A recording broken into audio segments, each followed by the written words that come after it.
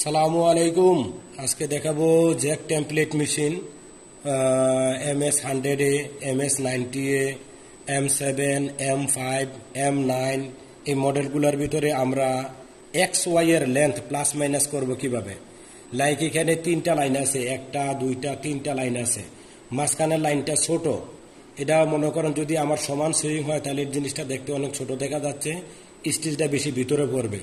তো সেক্ষেত্রে এটারে আমি কিভাবে প্লাস করব কিভাবে মাইনাস করব।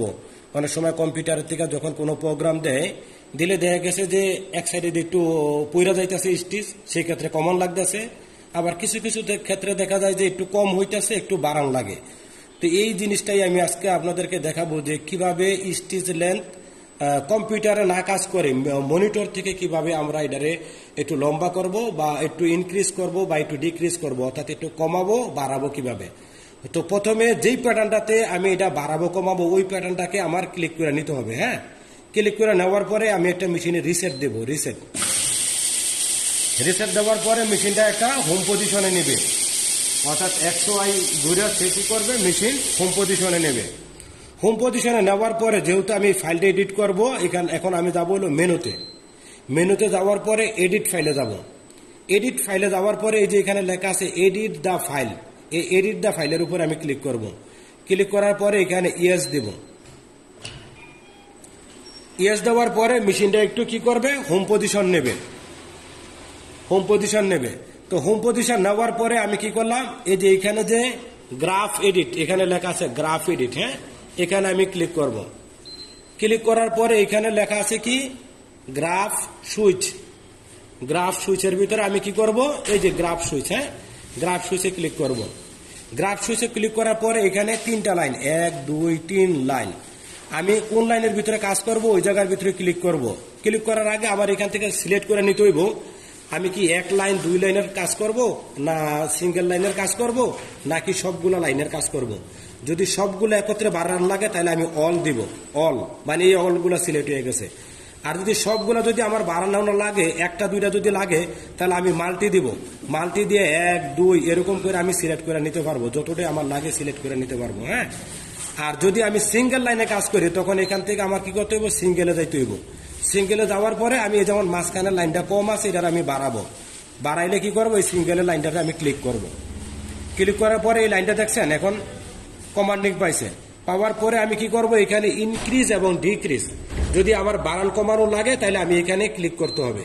ক্লিক করার পরে এখানে লেখা আছে স্টার্ট অ্যান্ড এন্ড। যদি আমি শুরুতে এবং শেষে বাড়াইতে কমাইতে যাই তাহলে দুই সাইডে আমার ইয়েস করে নিতে হবে। এখানে ক্লিক করলে এটা ইয়েস হয়ে যাইব, এখানে ক্লিক করলে ইয়েস হয়ে যাইব। অর্থাৎ শুরুতেও আমি ইয়েস দিছি, শেষেও আমি ইয়েস দিছি।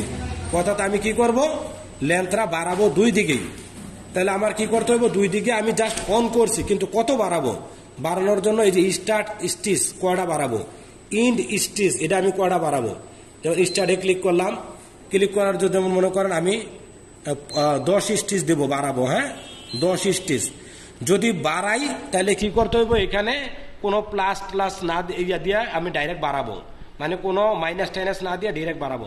আর যদি আমি মাইনাস করি তাহলে আগে মাইনাস দিতে হইবে, এখানে চাপ দিয়া। কমাইতে গেলে আগে মাইনাস দিয়ে করব, আর যদি বাড়াই তাহলে আমরা কি করব, মাইনাস উড়াই দিব, শুধু প্লাস দিয়ে দিব 10। ওকে, এটা হলো শুরুতে আমি 10 স্টিচ বাড়াইলাম। এরপরটা কি হয়েছে, নিচেরটা, হ্যাঁ, নিচেরটা ক্লিক করে নিচেরটাও আমি 10 বাড়াইলাম, বাড়াইয়া ওকে দিলাম। দেওয়ার পরে এখানে এই যে ওকে দিব। ওকে দেওয়ার পরে দেখেন এখন দুই দিক দিয়ে বাইরে গেছে, এই লাইনটা দেখতেছেন, দুই দিক দিয়ে এই লাইনটা বাইরে গেছে। আগের যে লাইনটা এই দুইটা লাইনের চাইতে এটা কম ছিল, এখন বড় হয়ে গেছে গা, তার মানে এটা হয়ে গেছে গা। পরে আমি কি করব, এখান থেকে রিটার্ন করব, আবার রিটার্ন করলে এখানে সেভ চাইবো, আমি সেভ দেব। এই সেভ দিছি, এখন এটা সেভ হয়ে গেছে গা।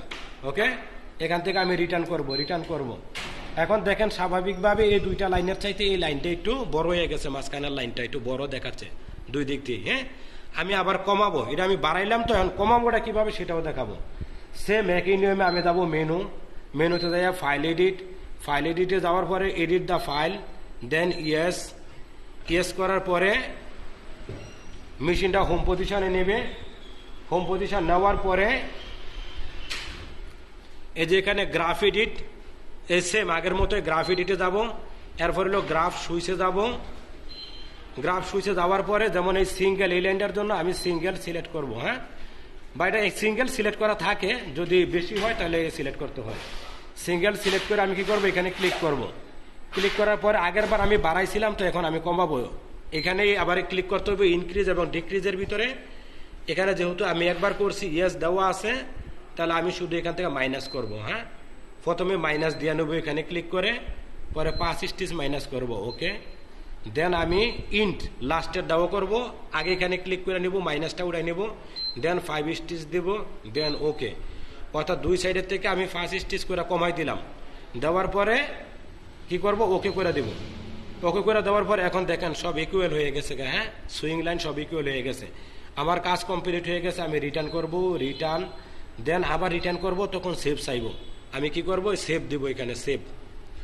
হ্যাঁ, সেভ দেওয়ার পরে এখানে এটা সেভ হয়ে গেছে। সেভ হয়ে যাওয়ার পরে আবার রিটার্ন করে এখান থেকে বের হয়ে দেবো, দেন একটা রিসেট দিব। রিসেট দিয়ে এখন